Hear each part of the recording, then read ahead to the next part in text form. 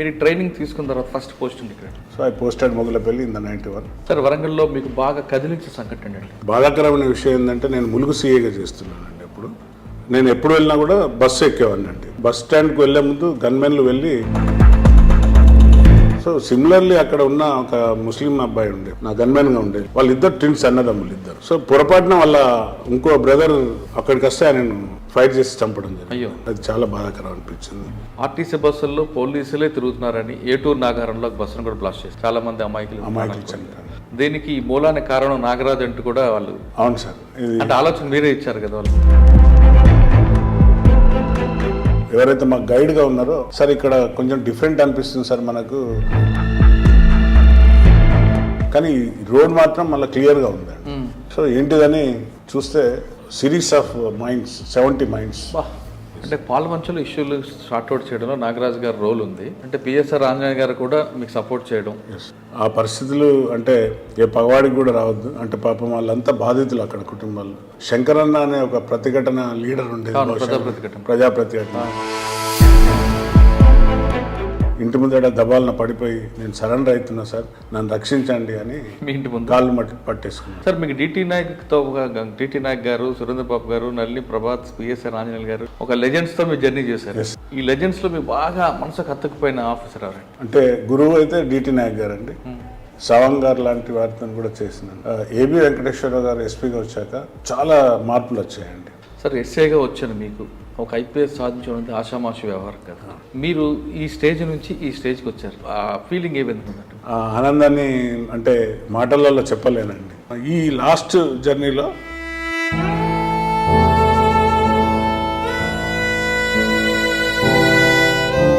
Sir మీరు చాలా హ్యాపీగా ఫీల్ అవుతున్నట్టున్నారు కదా. అది ఇది చాలా ప్రౌడ్ అండి. అది ఇంత కష్టపడ్డందుకు ఈరోజు మనకు ఫలం వచ్చింది. ఈ స్టేజ్లో మీ పేరెంట్స్ చూడలేదని బాధ ఎదురవుతుంది. అది ఎప్పుడు వెన్నాడుతుంది. ఆ రోజు ఐపీఎస్ వచ్చిన రోజు మదర్ కానీ ఫాదర్ కానీ ఉంటే చాలా ఆనందం వేరే విధంగా ఉండేది. మా వైఫ్ కూడా బాగా సాక్రిఫైస్.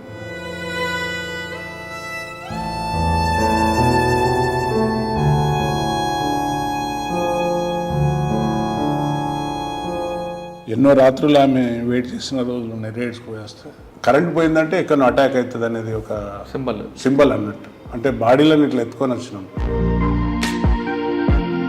ఒకరోజు కూడా ఆమె అధైర్యం పడలేదు, నన్ను అధైర్యపరచలేదు. పోవాలి. ఐపీఎస్ వచ్చిన తర్వాత ఏమన్నారు? ఇవాళ మీరు వాటి ఫ్రూట్స్ తింటున్నారండి అన్నారు. ఇంతకంటే గొప్పది ఏముంటుంది మనకు? మీరు రిటైర్ అయిన తర్వాత ఏం చేయబోతున్నారు? అంటే ఇంకా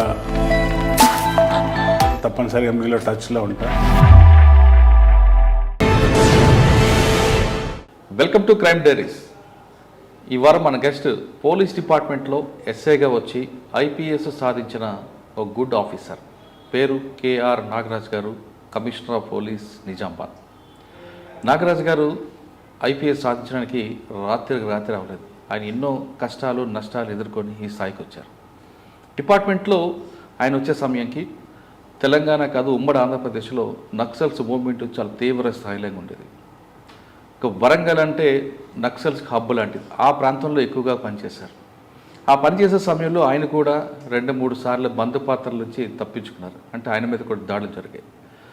అటువంటి ఆఫీసర్ ఐపీఎస్ సాధించడానికి చాలా కష్టపడి ప్రస్తుతం నిజామాబాద్ జిల్లాలో ఉన్నారు.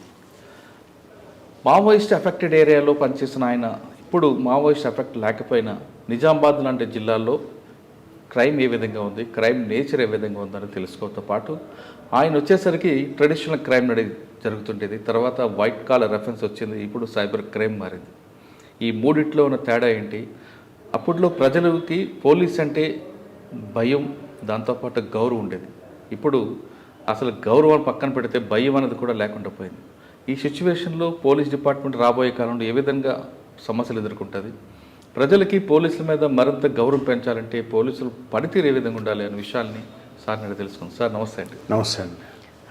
నాగరాజు గారు చెప్పండి, వరంగల్లో ఎప్పుడు ఏ ఇష్యూ జరిగినా నాగరాజు గారి పేరు ఎక్కువగా వినిపిస్తుంటుందండి. అవును సార్. మేజర్ ఇష్యూస్ ఉండేవి. అక్కడ కూడా 2-3 సార్లు ల్యాండ్ మైన్లో మీరు మిస్ అవ్వడం, మిమ్మల్ని టార్గెట్ చేసుకుంటేనే పెట్టడం, ఇవన్నీ జరుగుతుండేవి. మీరు 1989లో డిపార్ట్మెంట్కి వచ్చేసరికి మూమెంట్ పీక్ టైంలో ఉండేది. ప్రజలు కూడా పోలీస్ అంటే రెస్పెక్ట్ ఇచ్చే సిచ్యువేషన్ చూశారు. అంటే కొన్ని ఏరియాలో భయం ఉన్నా పోలీసు ఒక కానిస్టేబుల్ రోడ్డు మీద నిల్చుంటేనే కంట్రోల్ అయ్యే పరిస్థితి చూశారు. ఇప్పుడు ఫోర్స్ మొత్తం రోడ్డు మీద ఉన్నా ప్రజలకి లేకపోతే అంటే ప్రజల మార్పు రావడం అనేది సహజమే. కానీ ఈ సిచ్యువేషన్ రాబోయే కాలం ఏ విధంగా ఉండిపోతుంది? మీరు ట్రెడిషనల్ క్రైమ్ చూశారు, తర్వాత వైట్ కాలర్ చూశారు, ఇప్పుడు సైబర్ క్రైమ్ అనేది విపరీతంగా పెరుగుతుంది. దీనివల్ల రాబోయే తరంలో ఎటువంటి సమస్యలు ఎదురవుతాయి? ప్రజలకి పోలీసు మధ్యన గ్యాప్ అనేది పెరగకుండా ఉండాలంటే ఏం చేయాలి? ఈ ప్రశ్నకు సమాధానం చెప్పే ముందు నాగరాజు గారు యూనిఫామ్ ఎందుకు వేసుకున్నారు? వైట్ కాకి యూనిఫామ్ వేసుకున్న తర్వాత వరంగల్లో మీరు జరిగిన ఎదురైన ఘటనలు ఒకసారి చెప్పండి. ఎస్ సార్, మాది 1989 బ్యాచ్. ట్రైనింగ్ చేసి వరంగల్ జిల్లాకు అలాట్ కావడం జరిగింది. అంటే మీరు ట్రైనింగ్ కన్నా ముందు మీ నాన్నగారు కుటుంబం? మా నాన్నగారు కూడా పోలీస్ ఆఫీసర్ ఉండే. అది చెప్పాలి మాకు. సో బేసికల్లీ నేను పోలీస్ ఫ్యామిలీ నుండి వచ్చాను. మా నాన్నగారు కూడా పోలీస్, ఆంధ్రప్రదేశ్, అప్పుడు ఉమ్మడి ఆంధ్రప్రదేశ్లో స్పెషల్ పోలీస్ ఫోర్స్ అనేది ఉండేది ఆంధ్రప్రదేశ్, ఏపీఎస్పీలో పనిచేసేవారు. సో బేసిక్గా వారి నుండి ఉనికిపించుకొని వచ్చిన కాబట్టి ఎక్కువ శాతం పోలీస్ కావడానికి ఛాన్సెస్ ఉండే. మరియు మా అన్నగారు ఆర్మీలో ఉండే.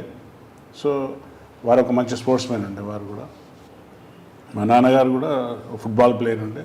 సో ఇవన్నీ చూసుకున్నాక నేను కూడా హాకీ ఆడడం, తర్వాత నేషనల్ లెవెల్కు రిప్రజెంటేషన్ చేయడం, తద్వారా ఈ ఎస్ఐ జాబ్ రావడం, ఇదంతా నాకు ఒక అనుభూతితో కూడుకున్న ఫిట్నెస్గా భావించి నేను. నేటివ్ ప్లేస్ ఎక్కడ?